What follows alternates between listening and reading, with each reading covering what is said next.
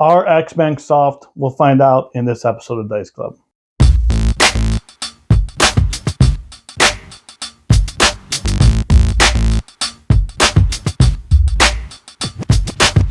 Hey guys, before we get into this video, I just wanted to give you a heads up. I did lock the screen to start the video off, but then I adjusted some settings and I didn't realize that the screen got unlocked. So it focused. It zoomed in and out when we were talking, and when we were moving around. It did have some focus. So I was trying to pick up what we were doing while we were moving in and out. So it did not lock. It did unlock. It is good content, and I feel it is worth watching, obviously, because I put the video up. Just bear with me. I'll catch it on the next one, and hopefully we'll correct that mistake. And enjoy the content. Thanks for watching and enjoying the content. Hey guys, welcome back to another episode of Dice Club. Today we're going to dive into some X-Men with my buddy Kevin. You see him on Bat Raps all the time. He's a big X-Men player. But before we do that, before we get into all that, let's pay some bills. I'd like to ask everybody to hit that like, subscribe, notification button. It really does help the channel grow. And I'd like to thank everybody who's done so already. Also, if you have a minute, please click the link in the description that talks about being a channel member. We are going to have the memberships do range from $1, $5, and $10. Each one getting a different, getting some different perks. One of those perks is you get a billboard, a customized billboard. This month's winner, all through the month of December, I will be featuring on everything that I do. It's going to be Greg Gonzalez. So, Greg, if you're watching, if you do play Marvel, this is yours. I wasn't able to because I don't have your email address, but we can change the King Kong. We can change the King Kong if you want to change, but you are the winner. You do get this at the end of the month if you do want it. So that is part of being a member perks. Next, starting in probably February, I will have some members only content, just so people can get a little bit for extra what your money for your money. And I do appreciate everybody who just hits like, subscribes, and watches my views or views my station. I do appreciate that as well. Bills being paid. All that being said, let's get into it. Kevin, X-Men. First, let's get into the lore. Yep. We're both comic book guys. We both like, I guess, I mean, you're a bigger X-Men fan than I am, yeah. So, who's your favorite? What books do you like? What books do you not like? And that's a big problem with X-Men is there's so many books, there's so much lore. But start again, of course, with the first issue of X-Men 1963. Right. The first team up going against Magneto. And fun fact was technically the first mutant, Namor, was introduced in the 30s. Right. But actually they kind of never talked about him being a mutant until after the X-Men came and everything. And they had a run of back in 2000s of Namor the first mutant. So he is canonically the first mutant, but obviously never touched on that until after X-Men came along and everything with the X gene. So, but yeah, so I do a lot of like the main X-Men titles. I know I kind of fell off the map with when they did all the Sword of X and there was like a bunch of different titles that kind of split off.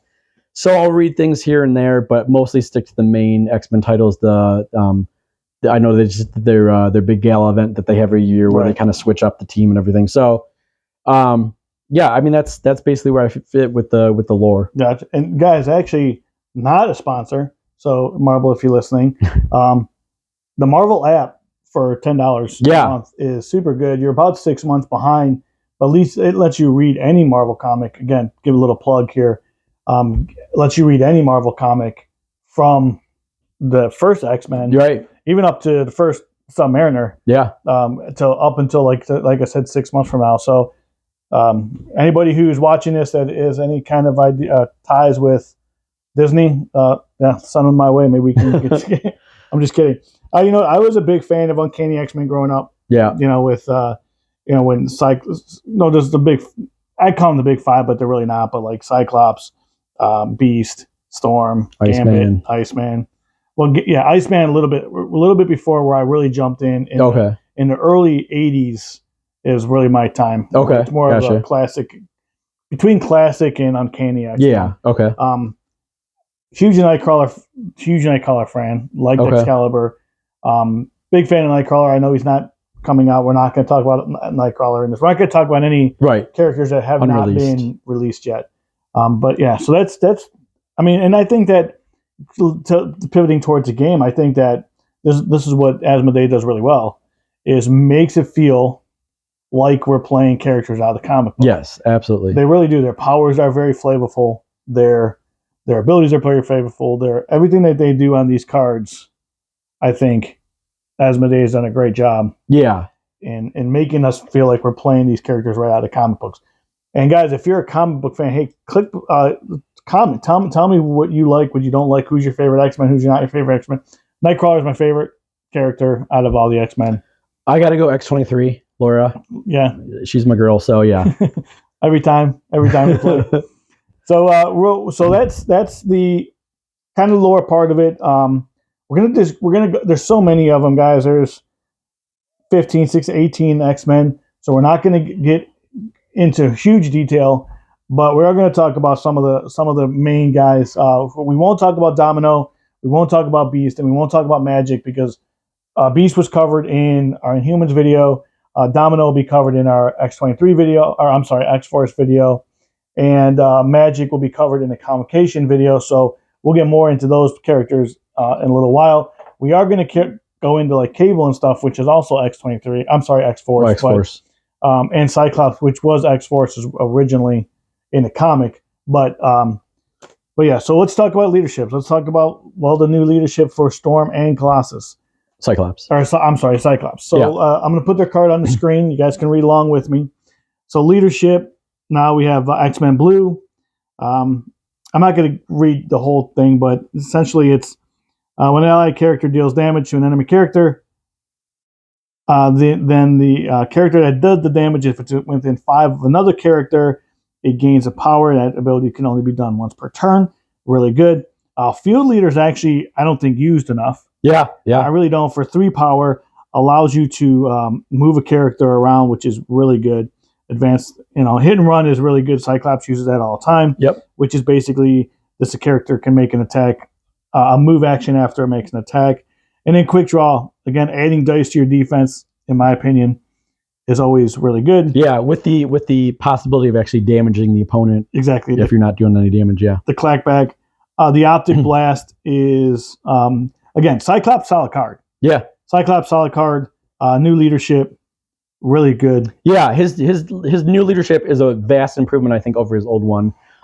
His old one being, if you're going into attack, and there are other characters within 3 of you, you can kind of use their power to lower the cost of the attack, right? Which was useful in situations, but I think this one is much more about teamship, or building the team, spreading power out to the team, right. And it doesn't just affect Cyclops. It's anyone who's dealing damage can give power to someone else, right? As long as they're within 5. So. Which actually made Storm. Let's put Storm's leader. Let's put Storm's card on the.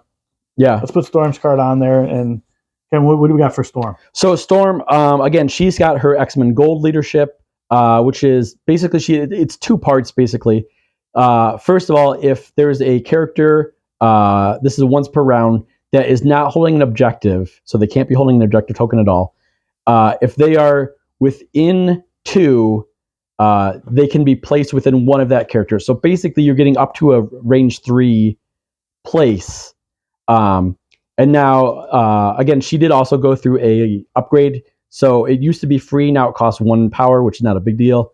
And then, in addition to that, with her leadership, if a character is attacking you, not within 2, you're rerolling 1 of the defense die. So it's basically a free reroll on the defense. Again, it used to grant cover, but now it is just a reroll. So you're not getting that guaranteed success, right? But it's also fighting things that people who can combat cover. Right. You're not also getting the reroll. And I think what the change on her card was better. I think her leadership. I think her leadership, trying to granting cover within 3 inches. Was it 3? Or I'm sorry, within 2. 3, within 2. Yeah.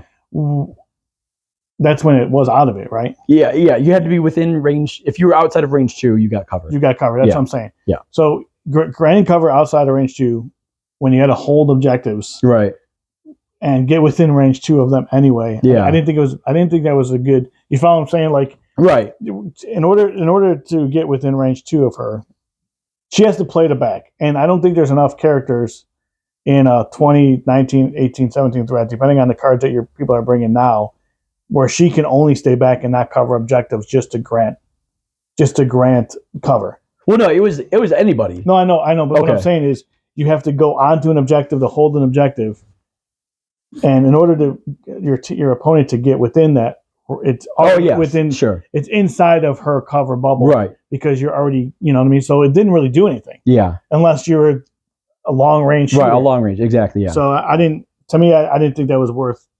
I didn't think it was worth it. I would rather play without a leadership, or play with Scott's old leadership, than play with that, because to me it wasn't worth it at all. Sure, you know, she was like a fill-in character.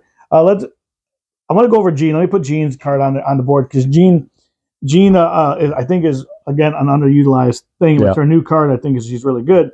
Her initial attack is actually 5 dice. It's pretty good. Seismic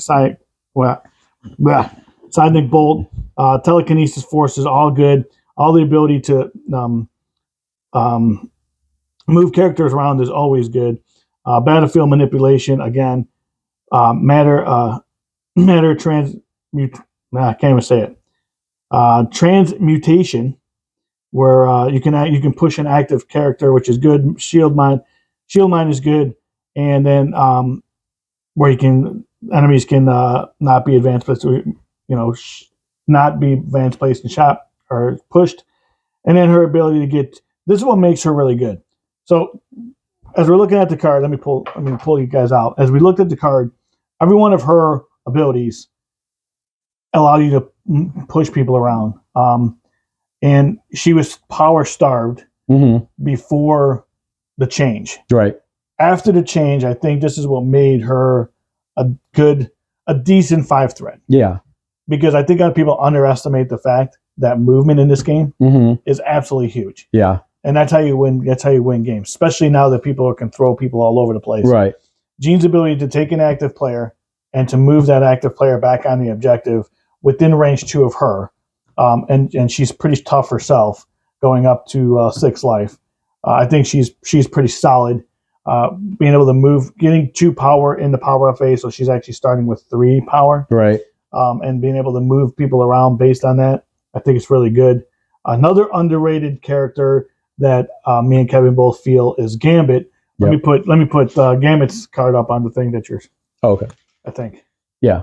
Yeah, because mine's in the right way. Yeah. So Gambit, a little bit of a glass cannon, but he's got his bow staff skill for physical, kinetic ace for physical, and then his 52 card pickup, which is his beam, is energy, and he's also got accelerated charge, which is on his next attack. He's adding 2 dice to the attack. Little something extra, which is for an attack roll. You can add this superpower. It only costs 1, which is nice, and you can basically change one of your hits to a wild, and then with the so something like with 52 card pickup, it has the trigger that with a wild you're getting 2 successes. Each wild is counting to 2 successes. So for an extra 1 power, you're actually guaranteeing 2 extra successes. And then his enhanced agility. Another nice thing is giving him a little more mobility. But so Gambit, I think, is slept on quite a bit. He's only a 3 threat. He's got 3 defense across the board. So, not a lot of weaknesses other than that 5 health is not great. But for a 3 threat, I think he's really nice. And he plays well into Scott's new leadership of just handing out power. Right. Now he doesn't kind of have to get up in the fray to get that power up for his beam attack. Yeah, and the beam attack is beam 4. Right. Which is nice. And Gambit, and here we'll do this with Gambit. I think Gambit's ability to play back and try to, for a 3 threat, you don't feel bad about putting him on a back objective, and having, because no one's rushing everybody to that back objective, so he's able just to stand back and take some of the beating, kick some of the beating out, depending on who's coming at him. Obviously, it all depends on who's coming at him and what secondaries you're playing, what missions you're playing. But using him as a backfield marker, and that's where I think Storm comes in really well. Yeah, she does. Comes in with both of these guys. They don't necessarily they're glass cannons. Yeah, but they can dish out special conditions. Yeah, with Storm, they can hold that back objective, and usually you're not getting your really tanky player. Your opponent's not really bringing their tanky players to that back objective. They're usually playing their tanky players in the middle or on their own side of the field. So that's my opinion. I think he's for like you said, 3 threat. Yeah, for 3 threat, solid pick back there. Let's go with. I'm going to go with the regular Wolverine. We'll get into the regular Wolverine. So we're kind of going through classic X-Men. They put his card up. We kind of went through this. I'm not going to get real big into it, but we kind of went through this when I did Defenders. So if you look back at the Defenders video, if you want to touch on Wolverine, healing factor 2 is actually pretty big. Yep. He does his attacks are. Excuse me. He hits hard. He does. He hits hard. He's hard to get off the board because of healing factor 2. He's also because he's a size 3. Can't it's hard for other characters to push him and stuff. Now my one negative about Wolverine is when you flip him, he can't hold objectives. Yeah, that's to me. I struggle with characters that can't play the whole game, and X-Men have 2 of them. Yep, they do. Can't play. But Wolverine's one of those guys who I think you throw in the middle of the board and just let him be a blender. Yeah, I mean, he's literally there to cause damage to everybody else, right? And he does a good job. The kind of trade-off of him not being able to take objectives is for on his backside, any damage that he has, he's adding extra dice to his attack. Right. So the more hurt he's getting, the more aggressive he's getting, the more powerful he's getting.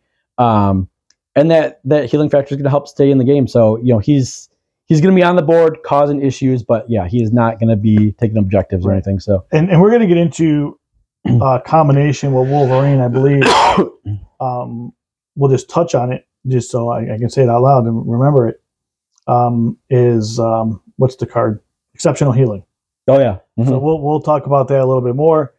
So now what guys have been playing is Logan the Wolverine, right, over top of this Wolverine. Yes. So let me put his card up on the board. Yeah. So the new Wolverine, Logan the Wolverine, he's 4/4/2. So he's got the extra dice for energy defense. He's got his X-Slash, which again is a range 3. It's got the Pierce on the Wild. You're placing within 1 afterwards. So he's got some nice mobility there. And then he has his Tornado Claw, which is a beam attack. So it's only beam 3, but it's 7 dice. And again, you're getting the Pierce on the Wild, Pierce on the Wild and Bleed on the Wild. So again, you're piercing through the defense. You're causing that bleed condition. And then he's got his superpowers, which is what I do isn't very good. So you're getting the X-Slash attack, and then you're also being able to throw a target as long as they're size 3 or less. So you're getting that throw in there. Adamantium Skeleton, which is again we talked about, he counts as a size 3. Now the big drawback to this one, other than regular Wolverine, is get out of my head. So if your target or if your opponent is bringing a lot of Mystic, anytime Logan is attacked with Mystic, the first Mystic attack per turn, anyone within 3 of him is taking 1 damage when Logan takes damage from a Mystic attack. So if you're going to play this Logan, you kind of want to keep him, sequestered a little bit to himself. He can handle himself. He doesn't need a lot of support anyways. So you're going to want to kind of play him off to the side of the board, at least with it outside of range 3. And if you're doing that, then you're taking on the hunt, which is any time there's no allies within 3 of him, he's adding 2 dice. He can reroll 2 dice on his attack. So again, he's kind of playing to himself on his own side of the board, outside of 3. And again, he also has the healing factor 2, which is going to make him stay in the game. And he's immune to stun too, so he doesn't have any problem taking that power and keeping that power. So both Wolverines, he can hold objectives. Yes, and on his backside, he can hold objectives the whole time. So it's not bad. So not him getting in these 6 and what's on the front side? 6. 6 and 6. Yeah. So the ability to hold objectives, and he hits. I mean, he's Wolverine, dude. He's going to hit hard. He's going to hit hard. He's got a little bit better defense. I think he's the stronger move than the original Wolverine, but different play styles. Yeah, he's stronger in the case that he can hold objectives, in my opinion. Yep. Hold objectives. However, and go off by himself. Right. He has to be played by himself. He does, yeah. Otherwise, you can just keep tacking him and do damage to everybody. You damage everybody else. Yep. So he has to be played by himself. So he's kind of a lone wolf essentially. He's literally Logan from the movies. Yeah. Next, we can go to we'll touch on Rogue real quick, just because I'll put her card up, but we're not going to go crazy into Rogue. Basically, what Rogue does, she hits pretty hard, and with both of her attacks, she does have a charge.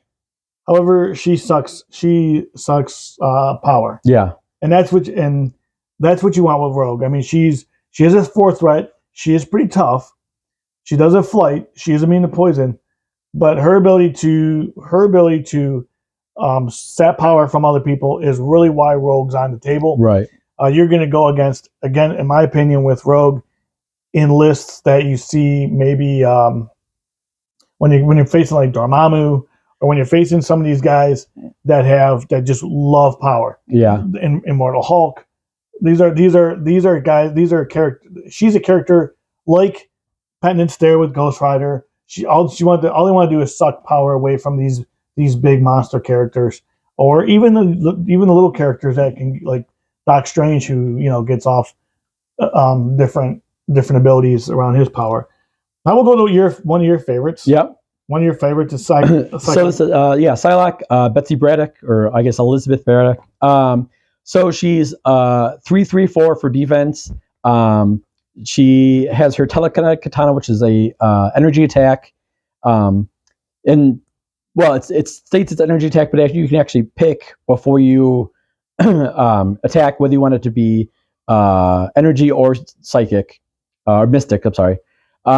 And once resolved, this is obviously her builder, so when it's doing damage, you're getting power for it. On a wild, you're getting neural disruption. So for each wild in your attack roll, the target's losing power. So like we just said, she's taking power away from people. Cybo is her mystic. It does have pursuit on it, so just give her a little bit more mobility. Psionic Assault is her big spender. It's 7 dice, and before any damage is dealt, you're getting the stun condition. So she's dealing with that stun, making sure everyone else doesn't get power. Her superpower, she has the telekinetic combat enhancement. So for only 2 power, you're getting a short advance, and then her next telekinetic katana attack, you're adding 2 dice to it. So not only are you getting that movement, but you're also beefing up the attack a little bit. And then her really nice thing is her telepathic precognition. So in the modified dice step for either attacking or defending, you can spend X power, and then you can reroll X amount of dice. So if you're spending 4 power, you can roll 4 dice. Obviously, the normal rules still apply, so you're not rerolling skulls or anything. But it's a nice thing to have that she can kind of mitigate how much damage she's doing or how much damage is coming into her with that, as long as she's got the power to pay for it. And then the really nice thing with her is her setup. So she's one of those, like we talk about with Spider-Woman, where she has stealth, so you have to be within 3 to attack her. But if you're within 2, then she has martial arts, where on a physical or an energy attack, she's counting blanks. Mm-hmm. So she really, if you're going to go up against her, you really want to be in that sweet spot of outside of 2, but within 3.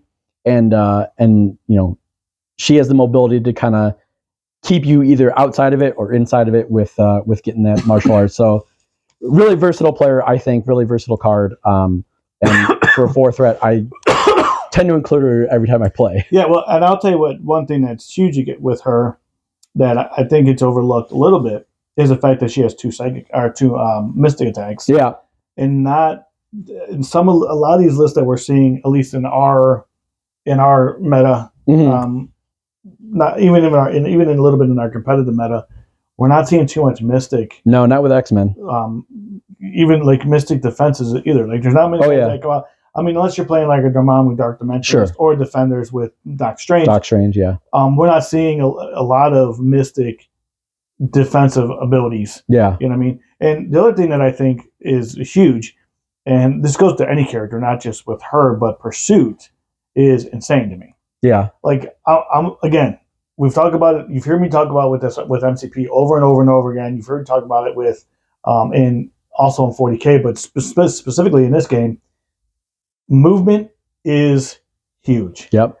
If you get from this, if you guys seen the bat reps that I play, I have a lot of long movers in there because being able to get from one end of the board to the other end of the board on a specific turn is critical.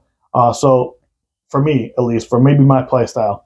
But I think Psychic, like I would use her like I would use Blade. Yeah. So she use Pursuit, and I think she does well. I think she hits hard too. Next one, Colossus. I'll put his card up on the board. Colossus guy. I mean, his card almost legitimately fits his character. Yeah, in the comics, it really does almost perfectly. Concussive Strike with the Concussive Force is really good. X-Slam with Stagger, getting the Stagger off is really good. Being able to stagger a character, anytime you can take away an activation is good. Playing catch, throwing terrain, we get that. That's, again, Big Brother, being able to bodyguard. Everything that he does, I think, is being able to reduce. He's immune to bleed. The new card is really good. Him being now able to move up to be a medium, I think, and being a 4 threat. He's a 4 threat. I can take my glass. Yeah, and being a 4 threat. Again, it's hard to say, hey, you know what? Especially if you're playing a middle objective, if you know what your maps are, I think it's hard to say, hey, I'm not going to use Colossus in a middle objective map. Right. Him and Wolverine together. Especially because we won't get into the combo, but we will talk about the combo between him and Wolverine. Another one of your favorite. We'll talk about both of them at the same time. Yeah. Let's put them both up on the screen so you can see both their cards. Yeah. So I think these are Honey Badger and X-23. Yeah, these are two that work in really good combination with each other. Again, we'll touch on combinations a little bit, but so starting with X-23, we got Laura Kinney. She is 3/3/2 as far as defense goes. Both her attacks are physical. So here she has her Adamantium Slash, which again has a bleed and a pierce on the wild, and then her Claw Rush, which is just has the pierce, but also has the advance on it, so give her a little bit of mobility outside of her regular moves. As far as superpower goes, she has Frenzy for 3. So if she dazes or KOs an enemy character, she can basically advance short and then make another attack. So again, if she's knocking people out, she's looking for people that are hurt, knocking them out, and then following up with another attack to try and just do more damage. She, again, like Logan, has her Adamantium Skeleton, where she's counting for 3. She's counting as a size 3 instead of a size 2 as far as places and throws. She has her Assassin Trading, so she's rerolling 1 die on attack and defense. So every time you're getting that automatic 1 reroll. Healing Factor 2, which we talked about with Logan, is a great for keeping her in the game. And then the nice thing about her with Honey Badger is she has Big Sis. So when Honey Badger is in the game and within 3 and is damaged by a enemy effect, Laura can advance medium towards whoever had basically damaged Honey Badger. And Honey Badger has the same thing where if Laura's within 3 and is damaged by an effect, she can advance medium towards whoever attacked Laura. So basically, with these two, you want to keep it within 3, and you're just basically laddering up whenever anyone is taking damage. As far as Honey Badger's card goes, we have 3/2/2, so not great on defense, but she has her Claw Slash, which again has bleed, no pierce on her, and she has Hamstring, which is again physical attack, giving you the Elusive, which again gives her a little mobility, which is nice because you want Honey Badger to be up close. You want her to be an annoyance, basically. With her superpowers, too dangerous to ignore. So when an enemy character is within 2, if they target someone else besides Honey Badger, she can use this power, and she becomes a target attack regardless of range or line of sight. So she doesn't have to technically be within line of sight to cause this as long as she's within range 2. And then Ankle Biter, Honey Badger, another one, unfortunately, who cannot hold or contest objectives. So she's basically there to be an annoyance. But if she's within 1 of an enemy character, they're rolling one less defense die anytime someone attacks them. So again, she's there to be an annoyance. Can't hold objectives, unfortunately, but for a 2 threat, right? I think she makes it into a lot of lists where you need that gap. Yeah, and when you look at, and we'll jump into combinations in a minute, but the Laura and Honey Badger combination essentially is a 5 threat. Yeah. and lets you again get some action movement. Yeah, that movement is key. The last one is going to be Cable. We'll just basically just touch on Cable because I'll go over him because he's the leader of X-Force. So we'll just go over him really quick. Let me just put his card up on the screen. Essentially, Cable is beam. He's long range, does some damage, gives you incinerate. Yep. Has beam attack, can incinerate more than one person. Yeah, I mean that's Cable in a nutshell. He does gain extra power and stuff, but we'll talk more about. I mean, we'll talk about him in the list and the way he plays with X-Men. But we'll talk more about him when we get into the X-Force video. This one's mine, right? Yeah. Yeah. Yeah. So that's those are the characters. Now let's talk about Kevin. Let's talk about play style. So there is multiple facets of what you can do with X-Men. Yes. So let's talk about what your play style is. Sure. And how let me give me like, you don't have to give me all 10, but give me at least 6 players or 6 characters, maybe 5 characters that you feel are in your list that fit your play style better than the other characters. Yeah. So I think X-Men, the way they play is they're kind of jack of all trade. They're really master of none. There's nothing that they really do better than, I would say, another team. Right. But I think they do a lot of things very well. They have the heavy hitters. They have the mobility. They have the playing to objectives, things like that. So I think they're a very versatile team, and that's why I like them, because they can kind of play however you want to play that day. But as far as how I like to play them, and I think you and I have very similar play styles where we're playing to objectives. Right. We're not going out into a game to try and body the other team or table the other opponent. Right. We're going in to play the objectives, get the points, and win that way. And I think X-Men lend themselves very well to that. So the way I like to play it is I'm usually taking Cyclops leadership just to kind of spread that power up. He can kind of play well into combos with people like Storm, people like Gambit, who he can kind of have them lay back, sit on the objective in the back, gain that power, and then when they're ready, they can come up, do their damage, do their thing, and then fade back in the darkness, or fade back in the back objective. So I would say Cyclops is always there for his leadership. And then I'm bringing somebody like Gambit or Storm who can sit back and gain that power. And then I will usually Psylocke is there. Again, I feel like she's very versatile with her being able to move around the board with her combat enhancement and her pursuit. She can kind of basically get 2 movements in without even spending a movement. Right. So she can kind of play around the board where she needs to play. And then I like to bring at least 1 or 2 heavy hitters. Somebody like a Logan or a Cable, somebody who can be up front, take some damage, dish it back out, and just kind of stop your opponent from running the board. Right. But I think when I tend to play them, I'm not playing up the center objectives. I'm usually playing something in the corner, something spread out, so that I can kind of have 1 or 2 people that maybe work together, but each person is kind of taking their own section and running from there. But I agree. I agree with that. I played X-Men. And I know I don't play them well. I don't play X-Men well. Any time that I've played X-Men on a channel, I think I've gotten blown out. But even when I play them off, even when I was practicing with them before I got them on the channel, I tried to play the up the middle maps. Yeah. And you think Colossus and Wolverine are enough that they can hold the middle. Yeah. But when everybody's pounding on them, it's hard. They fold like everybody else. Exactly. Like, I was gonna say It's not like they're 20 threats. Right. They're, you know what I mean, or 20 wounds like a Hulk. But yeah, I agree with you.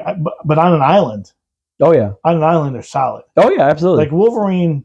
And I'm not going to ruin any of the bat reps that we've done or the last one we've done. Wolverine on an island is pretty solid. Yeah. When I play. And again, obviously, this goes on who we go into. You know, it matters who you go into, but you have an idea when you at least watching you play and seeing and how much and just messing around with myself. Having like Cyclops, having like someone like Wolverine or someone like Colossus, someone that's. I think those are your 2 guys that go up and get the objectives closest to your opponent. Yeah, those are the guys who are going to be like, hey, if I'm playing on. I don't know what they are. I don't know the letters, but if I'm playing on the 4 corners and 1 in the middle, I'm okay with Wolverine and Colossus going to that middle at the same time. And because of the combo, we'll get into this combo because he could throw Wolverine. Oh yeah, fastball special. So you can fastball special him. So that actually gives you a little bit of a getting Wolverine movement and then letting him hit twice. Throwing 13, 14, 15 dice at you in between two attacks. Yeah. And one of them counting as double. Right. It's pretty solid. It's a pretty solid combination. Yeah. I think we're going to jump ahead to combos just for a minute. Laura and Honey Badger's combo. Yep. Solid. Yeah. Like you were describing when we were talking about their cards, the leapfrog ability. Yep. You're always going to have them in your face. Yeah. Yeah. They're always a threat. That's like it's different from the Rocket and Groot threat. Yeah, it is. Because Rocket and Groot sit back. That 5 threats sit back and try to pick everybody off the board. Yeah. Honey Badger and X-23, in my opinion, you tell me if I'm wrong on this, is going to be in your face. Yeah, they definitely are. Like I'm going to take off Honey Badger. She's rolling 2 dice, but if I'm whiffing, or even if I'm rolling average dice, here comes Laura. Yeah, exactly. And I think that's the play is, yeah, Honey Badger is probably going to get taken off the board or dazed pretty quickly, but she is that annoyance of, okay, well, I did my attacks in a Honey Badger, I took care of her, but now Laura's in my face with power. She is getting, so I think she kind of sets Laura up for that takedown. She really does actually. Think about this for a moment, guys. If you're not playing X-20, and again, I think this depends on the threat you're playing, obviously. Yeah, it does. But if you're playing a wide list and you're playing someone that plays like I do with more than one objective, with 4 secures and at least 4 extraction, 4 secures, having Honey Badger and X-23 being able to get in your face by round 2. Yeah. Right? Because you're moving one of them up. You're moving, let's say you move Laura up. She's going to get hit. Yep. Here comes X-23. Yep. Right? So by round 2, you're in your opponent. Oh, yeah. They're in your opponent zone. Yeah. Like they're already contesting or bothering you for this, your opponent on your objective on your opponent's side. So it's a really good, I think it's a really solid combination. Yeah. And I think that plays well too, having those 2 up in your opponent's side, and then having somebody like Gambit or Storm in your back. Exactly. Now you're controlling both sides of the board, and you can kind of let that middle. If your opponent's up there in the middle, you'd be like, all right, well, you can have it because I have both sides. So, yeah, exactly. I have this corner. Yeah. I have both these corners. You can have the middle. Yeah, exactly. But in the middle is not bad because in the middle you're still fighting. This forces your opponent to when you play these wide maps. This forces your opponent to have to deal with Wolverine, right, or Colossus in the middle. Yeah. Or if you want Wolverine to go on the side, he's literally going to just rip down the side. Yeah. And do whatever he wants to do, right? To the most part. This is not. Sure. We're talking about average play. You know what I mean? So, yeah, really solid. Yeah. Rogue, also another player you can play up in the middle. Yeah. She can play in the middle because she sucks power. And she's reducing. And she's reducing, which does not give your opponent the ability to use their spender. Right. Because she's literally just taking all the power, which is really thematic in my opinion because Rogue's absorbent ability. In Gambit, and like you touched on earlier, I'm gonna expand on this, is with Cyclops' leadership, Gambit and Gambit and Storm playing the back objectives. If you do get someone on that side if your opponent does get someone on that side of the board, it does give these guys the ability now to have power. Yeah. And to do unload a spender instead of trying a gainer. Right. You know what I mean? Exactly. So it's pretty solid that way. You mentioned, we're going to get into the cons. Now, you mentioned they're a jack of all trades, right, but they're a master of none. Yeah. So what gives them the hardest time? What do you, in your particular, when you've been playing a lot longer than I have. Sure. What gives X-Men the hardest time in this game? Again, it depends on who you're bringing, how you're playing, but there is a lot of, especially with people like X-23, Honey Badger, both the Wolverines. You're weak to Mystic, so if your opponent's bringing heavy Mystic, they're coming with Doctor Strange or somebody, they're probably gonna cause some damage. Right. And while they do have pretty good mobility with a lot of their kind of plays, they're not as mobile as somebody like like Web Warriors. Right. So if your opponent is trying to play the long game, you might be having trouble keeping up just with again a team who is very good at mobility like Web Warriors. Right. So yeah, I mean I think they are definitely and even if you're trying to say, okay, I'm gonna play tall and bring Right. Wolverine and Colossus stuff. If you're going up against Immortal Hulk or a team that is heavy hitters, you're probably gonna end up failing that way just because there are teams that do it better than you do. Yeah, I think you're right. However, bringing up Immortal Hulk, my nemesis. Bringing up Immortal Hulk, and guys, I have to. So just to kind of give you a little bit backstory, I can't beat Immortal Hulk. I played him a number of times. He doesn't fit my playstyle. Doesn't, for whatever reason, I just can't beat him. Totally different video. I don't want to go off on a rant, but the ability to absorb. I think X-Men. I think I'm going to take the other side of the coin. I think with that because I think X-Men playing Immortal Hulk really well. Okay. The reason why I say that is because Wolverine hits hard. Yeah. Colossus can hit hard, and so can Rogue. Yeah. They all hit hard. They all have big spenders, or they even have their attacks. Yeah, their builder. I was gonna say even their builders are good. But Rogue's ability to suck power weakens Hulk because he's gaining life. He's gaining wounds back off of power. Right. So if you stop him from having power, yeah, he's hard. He's big, and they hit hard enough that you can play grievous wounds. Yeah. And between Rogue's ability to suck power and grievous wounds. Yeah. Back to back rounds. I think you can really do damage. That is true. Yeah. And then you got Cyclops and Psylocke who also have abilities to, for any wild they're doing, they're sapping power too. So yeah.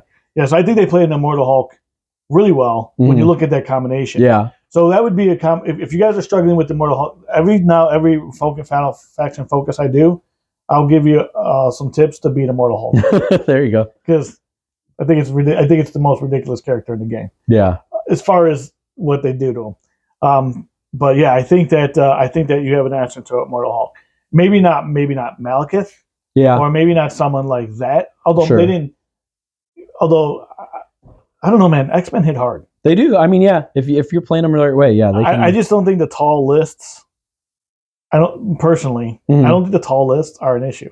Okay. I mean, I don't know. You play them more than I do. Sure. I mean, again, I'm just looking at them going. Yeah. I mean, Wolverine hits hard. I mean, these guys hit hard. It's not like they hit hard to me. Yeah. You know what I mean? Like I think they could take these big dudes off the.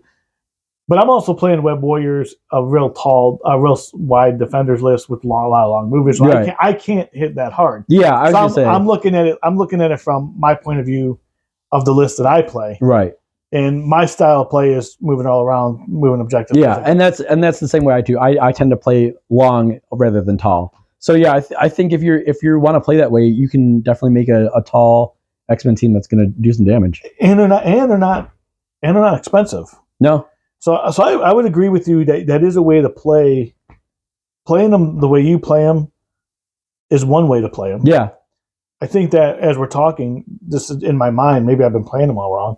Is I think you have the ability to play a little bit big, and if you go if let's say you're at a 20 threat and you're bringing 5-4 threats, that's and those 4 threats hit, man. They hit. You know, I think that's actually pretty solid depending on what. And again, it all depends on the maps you play. Sure. So I think you could probably load a list up with 4 threats and not feel bad about keeping even if you bring keeping Cable back on an objective. Letting them shoot from distance, or keeping Cyclops back on objective and letting them shoot. Right. You know what I mean? Because your big hitters, Wolverine, Colossus, and I do include Rogue in there because Rogue does have. Oh yeah. Rogue does hit hard. It gives you the ability to sit in the middle and just wreak havoc. Right. I'm gonna have to try that list. Maybe I'll try that list on a bat rep or something one day. But I do think, like you said. There are things that move a little bit better, and Mystic Mystic will be an issue. Yeah, it will. Mystic will be an issue. Do you have you don't kick out a lot of conditions either. More so stun and stagger.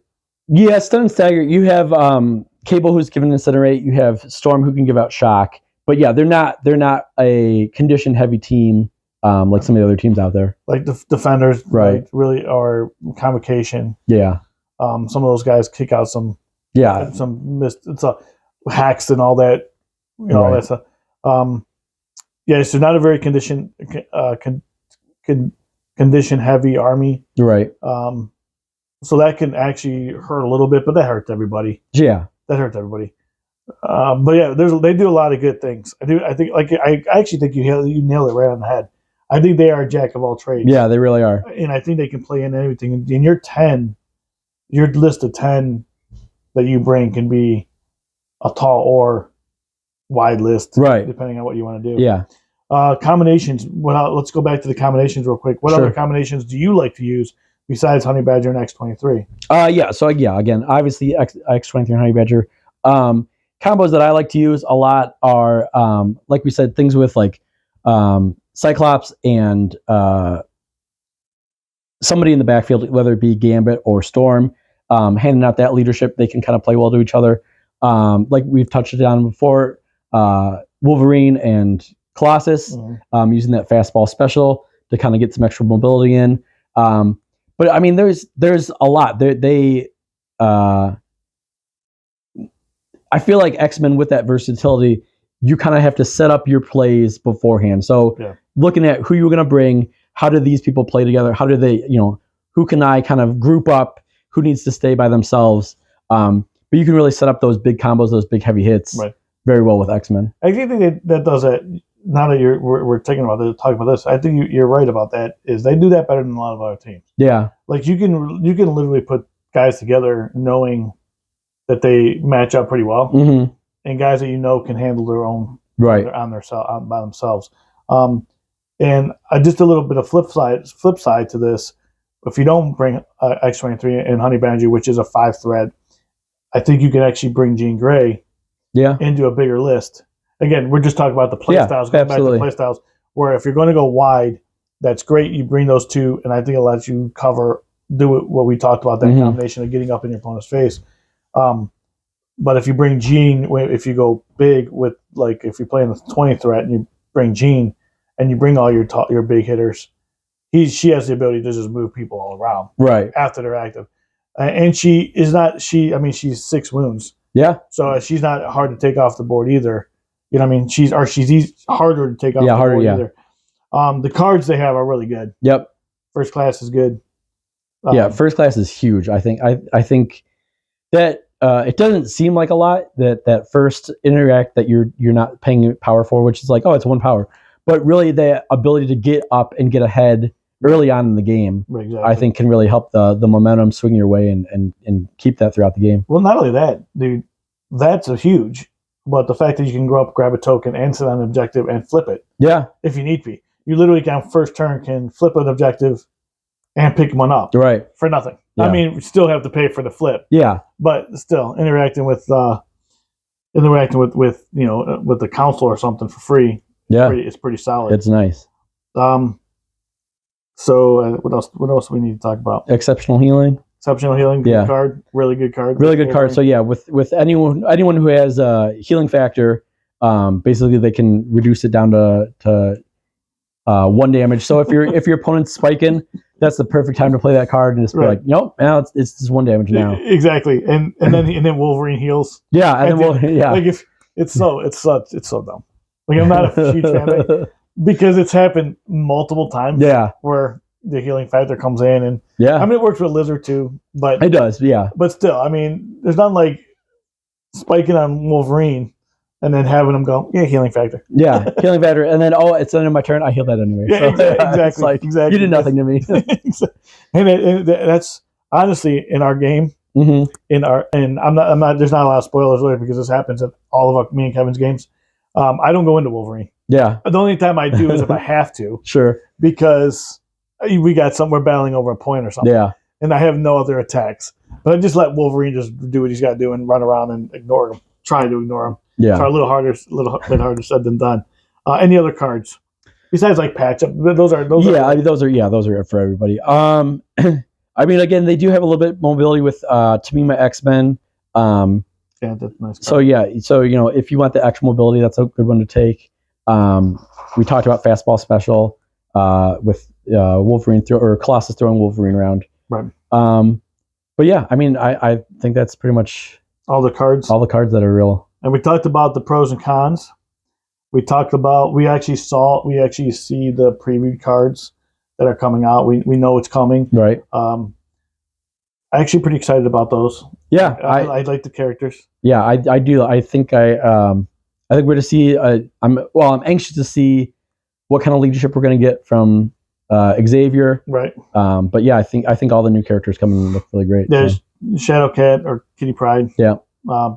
Seems like a pretty solid. Again, guys, we're not going to touch too much into it. I'm not going to get into what they do, but Nightcrawler.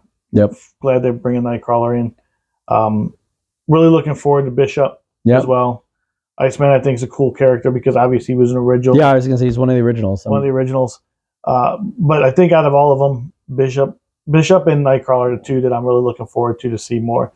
Are we going to see them maybe lean into an Excalibur team later on? You know what I mean? Like, yeah, I would love that. There's so besides those that are coming out, because we pretty much talked about them on the tabletop, right? Is there anything you wanted to add in there? I don't think so. No, I think we covered them pretty in depthly. Yeah, I think we did. As far as what we want to see after these characters come out, because obviously we're seeing Kitty Pryde, we're seeing Bishop, we're seeing Xavier, we have Iceman, we have Nightcrawler. That's 6, right? Yeah. No one else, right? Who else would you like? You have Asmodee's attention. Okay, Asmodee. I said as much as I don't think this will happen.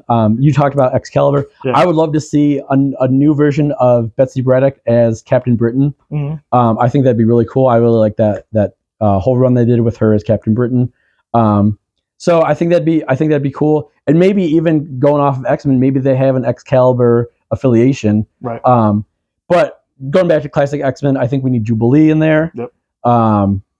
And other than that, I mean, there's Angel, sure. I just like the fact that I like the fact that you have another Fly character, and plus, he was an original X-Men. He was an original X-Men, yeah. So at least give me some uncanny X-Men, like a true uncanny X-Men. Yeah. You know what I mean? Because we do have Jean Grey, we already have Beast, we already have Cyclops. Yeah. We're getting Iceman. We just need one more. Yeah, that's true. We need Xavier. We're getting Xavier. We're getting Xavier, yeah. And then give me. Well, my mind just went blank. What's his real name? It's Worthington, but yeah. Oh gosh. Angel, Wendell? Yeah, maybe something like that. Something with a W. It is, something like that. It is, but Angel, not even like, maybe not even like Sons of Apocalypse. Yeah, which would be cool. Although that would be really cool. That would be awesome. With Stevie Stone with the heads for that Mohawk dude, and Archangel. That'd be pretty cool. But so I think that's pretty much it. I think we pretty covered X-Men very well. I don't think we left anything out. I mean, we covered the characters and what the characters can do. We covered the pros and cons of what X-Men do. We covered what they're really strong against, what they're weak against, somewhat. And obviously, this all depends on play style as well, and this all depends on the maps you draw. But I do want to say about the game itself. When you guys are new, if you're new players and you're watching this, and Kevin can attest to this, you want to set your cards up, your extractions, and your secures. Just don't randomly pick 3. It'll make the game more fun if you literally build a list based on the cards or use the cards and base those missions off of the list you're building. So if you like to play a tall X-Men list like we talked about, maybe you play 4 secures and 4 extractions. Or, I don't know if you necessarily, or maybe you like to play the style that everything's up the middle. Yeah. That's great. Or if you want to play a wide list and do like what Kevin's combination is of like Honey Badger and Cyclops, and maybe and Cyclops in there, and my mind just went blank. Storm or Gambit on the other side. Maybe you play something that has 5 extractions, or 5 secures, something wider, something that's going to get the more matte. Yeah. No, I mean, I think we kind of went through everything. To go back to the lead up question, are X-Men soft? I don't think so. They're not soft. They're really not soft. Yeah. No, and we knew going into this, right? Yeah. We knew going into X-Men are not soft. No. X-Men are actually pretty solid. Kevin, hey man, I thank you for coming on here. Guys, I don't know if this is going to hit before the bat rep or after the bat rep, but check it out. And as always, guys, God bless and peace out.